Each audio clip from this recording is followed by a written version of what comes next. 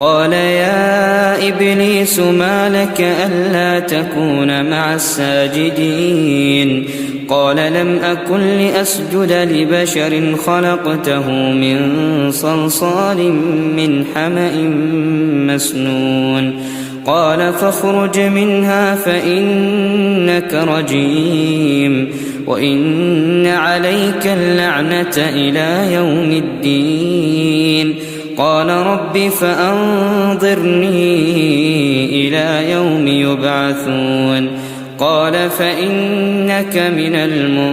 المنظرين إلى يوم الوقت المعلوم قال رب بما